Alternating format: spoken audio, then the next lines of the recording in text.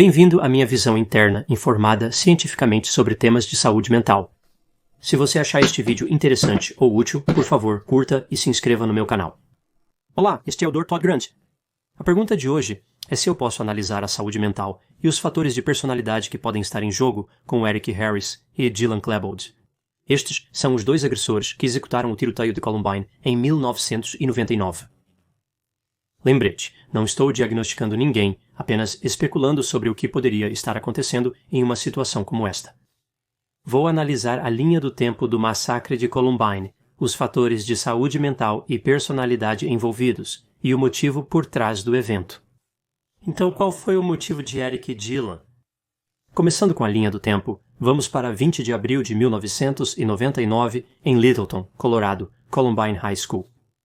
Eric Harris e Dylan Klebold, estudantes do último ano, planejaram um ataque. 11h10 da manhã. Eles chegam separados e estacionam em locais diferentes. Harris, a caminho da escola, encontra um aluno e diz para ele ir embora, pois gosta dele. Por volta das 11h15, eles entram na cantina carregando bolsas de lona cheias de explosivos. Eles têm um 11h17. Eles escolheram este horário porque acreditavam que isso levaria a um número máximo de vítimas.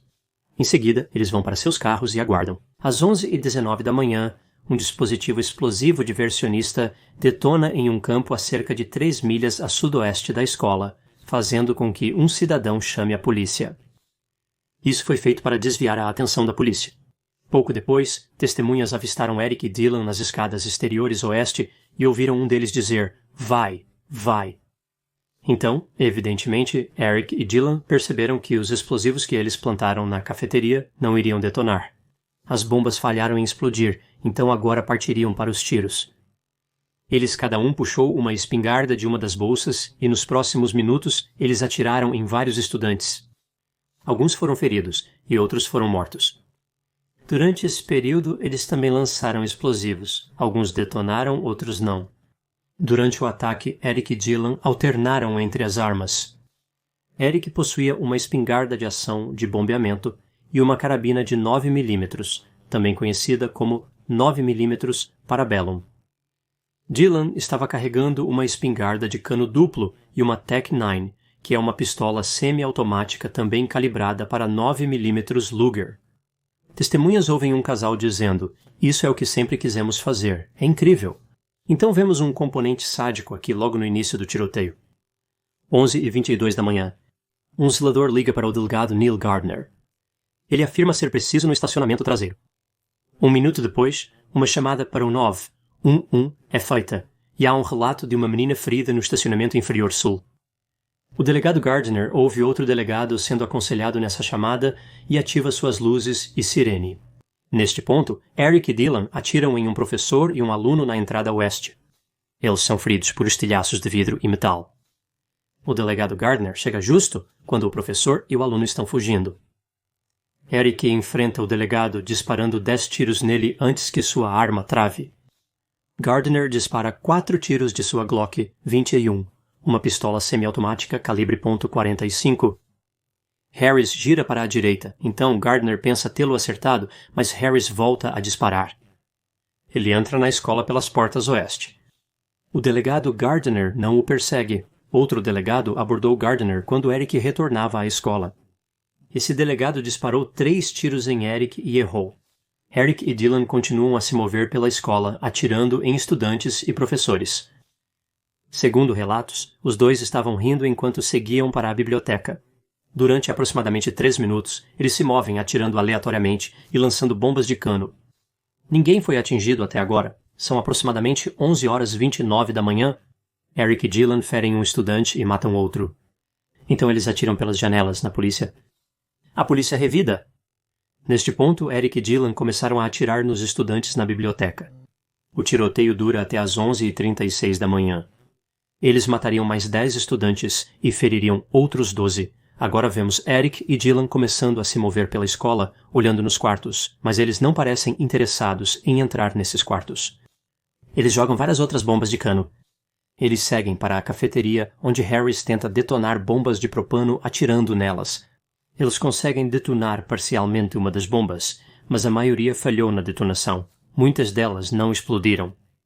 Às 11h52, a equipe SWAT é autorizada a entrar na escola. Eric e Dylan deixam a cafeteria para a biblioteca ao meio-dia. Minutos depois, a polícia dispara tiros de supressão nas janelas da biblioteca. Às 12h08, Eric e Dylan se suicidam. Somente após as 16 horas todos os sobreviventes foram evacuados. 13 morreram, 12 alunos e um professor, e 24 se feriram. Antes de abordar os fatores de saúde mental e personalidade, vamos discutir a importância cultural para contextualizar o assunto. Quanto ao impacto deste tiroteio, este foi o mais letal tiroteio em massa escolar da história até então. Foi a segunda notícia emergente mais coberta dos anos 90. O caso O.J. Simpson ficou em primeiro lugar. Ambos tinham experiência com a mídia. Eric tinha um site onde falava sobre pessoas que odiava e atos de vandalismo que havia cometido. A dupla se filmou atirando, interpretando assassinos contratados por um valentão para matar um atleta. E, claro, as famosas fitas do porão que eles gravaram. Eles mencionaram uma revolução onde se vingariam dos estudantes que intimidavam os colegas. Sobre os fatores de saúde mental e personalidade. O plano de Eric e Dylan era matar 500 estudantes. Eles escreveram muito no período que antecedeu o ataque. As escritas revelam indícios sobre a saúde mental deles. Curiosamente, os dois não consumiram substâncias ilícitas. Eric estava tomando o antidepressivo Luvox, que lhe foi receitado. Eles não vinham de um lar desfeito, sem histórico de trauma. Pareciam entender o impacto de suas ações. Eles realizaram essa ação devido ao impacto destrutivo que causaria, conforme pretendiam. Eric Harris foi descrito como inteligente e sensível, com a capacidade de ser agradável.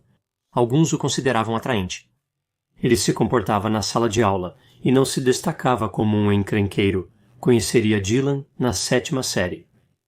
Eric foi descrito como deprimido, autoconsciente, então ele estava ciente de como os outros o viam, e um indivíduo que queria reconhecimento.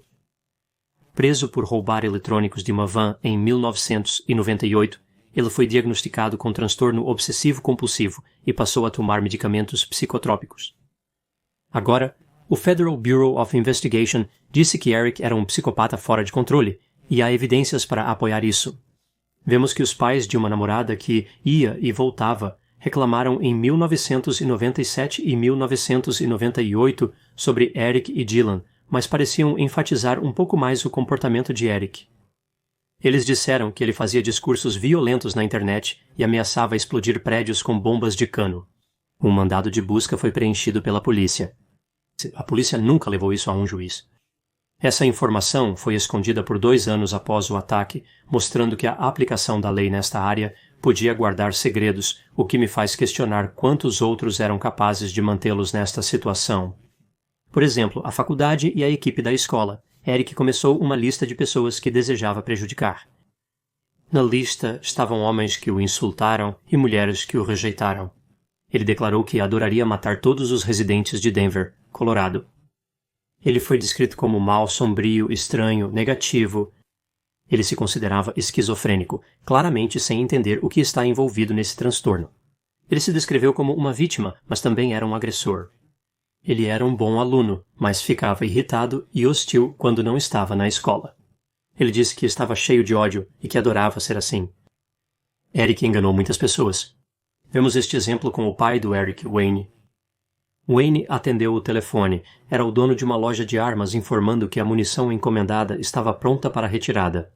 Wayne disse ao dono da loja de armas que não havia encomendado munição e desligou o telefone. Ele não fez nenhuma pergunta sobre quem encomendou a munição. Eric é muitas vezes descrito como um gênio do crime, mas nem sempre era cuidadoso. Ele discutiu abertamente o desejo de explodir a escola e levou uma bomba de cano para o trabalho para mostrar aos seus colegas de trabalho. Na realidade, havia vários indícios de que Eric era perigoso. Ele tinha uma obsessão por explosivos, e este era um tópico frequente em suas conversas com outros estudantes. Ele também tinha uma obsessão por mulheres e por ser rejeitado por elas. Ele tinha uma série de fantasias sexuais sobre as quais escrevia, e muitas delas envolviam violência e dominação. Vemos uma série de indicações de narcisismo. Ele disse que queria deixar uma impressão no mundo. Agora passando para Dylan. Dylan escreveu menos do que Harris. Os pais de Dylan foram descritos como frios e distantes, e ele frequentemente brigava com seu irmão mais velho. Ele foi descrito como deprimido. Houve casos de automutilação, especificamente cortes. Ele era inseguro, imaturo, desajeitado, desleixado e tímido. Um professor o descreveu como pouco atraente e preguiçoso, então eles foram bastante diretos ali. Dylan era frequentemente rejeitado por seus pares e tinha interesse em Charles Manson. Dylan pode ter sido bissexual, mas não há evidências de qualquer atividade sexual, e ele tinha fantasias sobre ser dominante e vingar as injustiças que lhe foram feitas. Vemos mais próximo do ataque que ele estava perdendo o interesse na escola. Ele se tornou temperamental, irritável, retraído. Ele falava sobre como estava solteiro e se sentia não amado. No entanto, ele também parecia ansioso pelo futuro. Por exemplo, ele estava se candidatando a faculdades. No seu terceiro ano, vemos que Dylan invade um computador e ele é preso por roubar daquela van, o mesmo incidente que Eric estava envolvido. Quando confrontado sobre seu comportamento, ele reagiu friamente. Não houve aceitação de responsabilidade. Mas algo estava claramente errado, outro sinal de alerta que foi ignorado. Durante o ataque, um amigo perguntou a Dylan o que ele estava fazendo e Dylan respondeu: apenas matando pessoas. Dylan não matou aquele estudante em particular. Então, se olharmos para Eric e Dylan, vemos algumas semelhanças. Ambos estavam deprimidos. Ambos eram excluídos. Ambos tinham fantasias, incluindo de natureza sexual. Ambos tinham habilidades sociais limitadas e ambos eram desagradáveis. Eles acreditavam que haviam ascendido a um nível superior de consciência, então se colocavam acima das outras pessoas, quase beirando uma ilusão compartilhada. Eric Harris aparentava ser um psicopata sem empatia. Ele apreciava matar. Sua missão era matar. Ele provavelmente ficaria satisfeito se sobrevivesse. Ele mencionou planos de fuga, mas também se contentava em encerrar sua vida. Ele atirou mais vezes que Dylan. Eric, destemido, estava em um tiroteio com o delegado Gardner. Não imagino que Eric já tenha estado em um tiroteio antes, mas ele parecia manter as coisas sob controle. Naquele combate, ele atirou no delegado 2 vezes. Então, mesmo com sua arma emperrando, ele limpou a ação, engatilhou e continuou atirando. Ele parece bastante calmo, considerando a situação estressante e inédita em que se encontra. Eric apresenta diversos traços de narcisismo grandioso. Em termos de Dylan Klebold, vemos que ele também estava deprimido. Sua missão era acabar com sua dor. Ele quase não tinha empatia, mas vemos alguns sinais disso. Ele estava confuso sobre quem ele era, parece ter uma série de traços vulneráveis de narcisismo. Então, em termos de alinhamento da saúde mental, com o comportamento deles, vemos um alinhamento para Eric com um transtorno de personalidade antissocial e transtorno de personalidade narcisista. Ele possivelmente tinha transtorno obsessivo-compulsivo. Ele pode ter tido alguns traços de personalidade obsessivo-compulsiva. Ele também poderia ter tido algo como transtorno depressivo maior ou algum outro transtorno envolvendo depressão. E existem teorias de que ele pode ter tido traços de personalidade paranoica. Eu acho isso possível. Ele parecia guardar rancor de várias pessoas. Olhando para Dylan Klebold, vemos que seu comportamento também se alinha com o transtorno de personalidade antissocial. Ele parece ter depressão, e alguns teorizaram que ele tinha características de personalidade esquizotípica. Esse transtorno envolve crenças estranhas, pensamento mágico, ideias de referência e ansiedade social excessiva. Certamente é uma possibilidade. Quanto aos perfis de personalidade, eu uso o modelo de 5 fatores para conceituá-la. Eu me lembro dos 5 traços através do acrônimo abertura para experiências, conscienciosidade, extroversão, amabilidade, neuroticismo, abertura para experiências, conscienciosidade, extroversão, amabilidade e neuroticismo. Então vou olhar para Eric e Dylan para cada um dos traços. Então, com abertura para experiências, vemos que Eric é alto neste traço e Dylan também é alto no traço, mas menor que Eric. Quanto à conscienciosidade, vemos que Eric está no meio para alto. Ele planejou muito e, novamente, ele era um bom aluno. E com Dylan, vemos baixa conscienciosidade.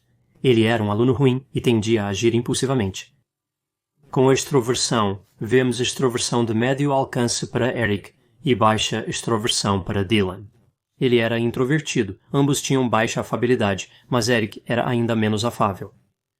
E em termos de neuroticismo, vemos que Eric tinha muito baixo neuroticismo e Dylan era um pouco alto com esse traço. Então agora, olhando para o tetrade escuro, isso seria psicopatia, narcisismo, maquiavelismo e sadismo. Com psicopatia, vemos que Eric parece ter mais traços do fator 1. Então ele é insensível, inexpressivo, falta empatia, não aceita responsabilidade e ele também é grandioso e manipulador. Vemos que Dylan aparece mais alto no fator 2 da psicopatia. Ele é impulsivo e irresponsável. Eric é mais psicopata no geral ao olhar para o seu comportamento, então ele era o psicopata mais pronunciado deste par. Quanto ao narcisismo, vemos que Eric tem narcisismo grandioso, como eu falei, e Dylan tem narcisismo vulnerável.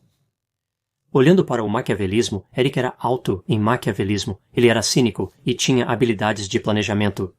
Ele planejou esse ataque por muito tempo. Dylan ajudou a planejar o ataque, mas seu envolvimento era moderado em termos de maquiavelismo. Quanto ao sadismo, vemos que Eric era extremamente sádico e Dylan também tinha essa característica bastante acentuada. Às vezes vejo essa pergunta sobre Eric e Dylan. Eles precisavam um do outro para que esse ataque acontecesse? Bem, eu acho que a resposta é talvez. Creio que Eric poderia ter feito isso sozinho, e talvez tenha feito. Não acho que Dylan conseguiria fazer isso por conta própria. De certa forma, Dylan precisava de Eric, mas Eric não precisava realmente de Dylan. Então, qual era o motivo deles para esse ataque? Durante o ataque, os agressores foram questionados sobre o motivo de suas ações. Eles responderam que sempre quiseram fazer isso como uma vingança. Sonharam com isso por anos. Em suas mentes, as vítimas mereciam o que eles estavam fazendo. Vamos analisar alguns motivos diferentes aqui. Esses motivos foram muito debatidos. Vemos esse motivo baseado na máfia do casaco de trincheira. Então, esse era essencialmente um grupo de estudantes que usavam casacos de trincheira. Eles tendiam a ser excluídos. Aparentemente, Eric e Dylan conheciam membros deste grupo, mas não eram oficialmente parte dele. Eu não acho que isso fazia parte do motivo. Também vemos essa teoria sobre música rock and roll e jogos de vídeo violentos. Isso pode ter sido uma maneira do par expressar sentimentos e pensamentos que tinham, mas duvido que esses itens realmente os tenham levado a ser criminosos. Também discutimos sobre a falta de valores deles. Eles simplesmente não tinham bons valores. É uma possibilidade, mas observamos uma grande variedade de valores entre as pessoas, e apenas uma minoria se torna assassina. Houve muita discussão sobre bullying, assédio, intimidação e alienação. É interessante, pois as pessoas parecem estar muito divididas sobre essa questão.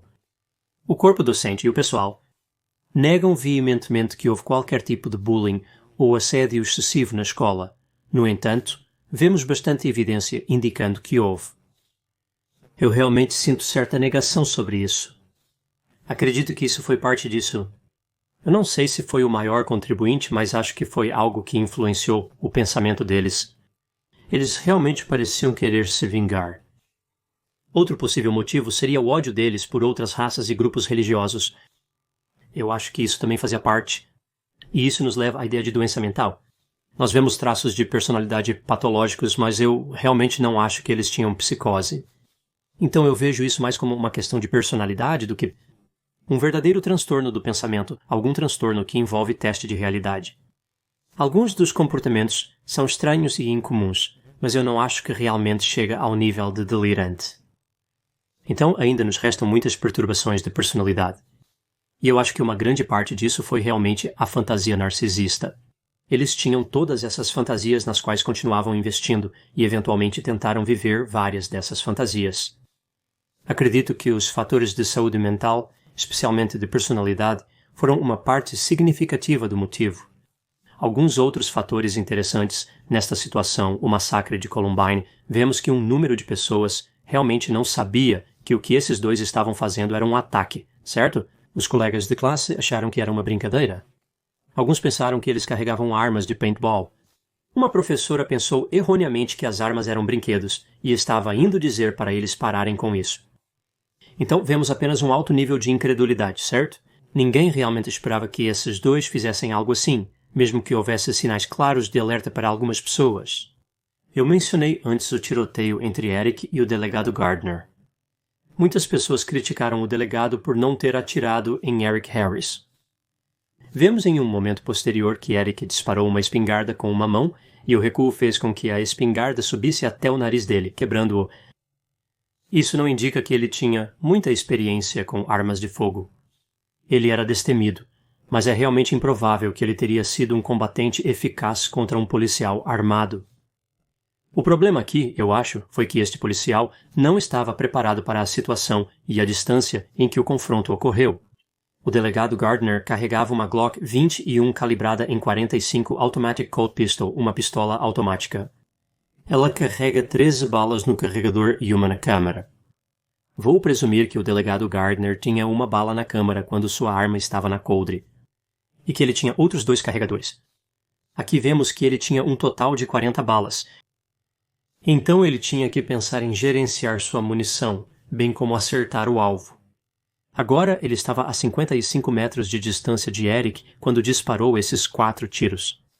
A queda da bala àquela distância era de cerca de 7 a 10 cm. Alguém com o treinamento adequado poderia ter acertado Eric naquela distância. O treinamento geralmente envolve silhuetas, e Eric estava atirando de volta, o que também é importante lembrar. Silhuetas geralmente não revidam tiros. Se elas atirarem, talvez seja a hora de mudar para outro campo de tiro. Duvido que o delegado Gardner tenha tido muito treinamento além de 15 metros com essa arma. A maioria dos tiroteios com oficiais ocorre a menos de 7 metros, então ele provavelmente não estava preparado para esse tipo de combate. O outro fator é porque ele não seguiu o Eric de volta para dentro do prédio.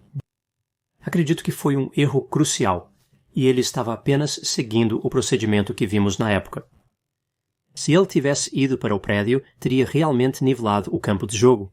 Eric agora carregava uma carabina de 9 mm mais precisa que uma Glock 21 devido ao cano mais longo. Se o delegado Gardner tivesse entrado no prédio, poderia ter nivelado um pouco o jogo. Ele diminuiu a distância. E a uma distância mais próxima, a Glock 21 é realmente uma arma bastante boa, certo? Essa é uma boa arma para essas circunstâncias. Olhando para trás, é fácil dizer que ele deveria ter entrado, e os procedimentos mudaram. Mas essa foi realmente uma das razões pelas quais Eric e Dylan conseguiram escapar. Nenhum dos oficiais adentrou o prédio para confrontá-los diretamente. Eles fizeram o que queriam até tirarem suas próprias vidas. Portanto, a resposta das forças de segurança foi desastrosa, e Eric e Dylan expuseram falhas graves nas táticas daquela época. Isso não era uma situação de reféns onde os agressores queriam um resgate e um avião, algum tipo de plano de fuga. O plano deles era morrer. Do ponto de vista deles, não tinham nada a perder. A resposta das forças de segurança deve ser adequadamente agressiva nessas situações. Então esses são meus pensamentos sobre Eric Harris, Dylan Klebold e o massacre de Columbine. Se gostou do conteúdo, inscreva-se no canal e considere me apoiar no Patreon. Colocarei o link do Patreon na descrição deste vídeo. Espero que tenha achado minha análise sobre este tópico interessante. Obrigado por assistir.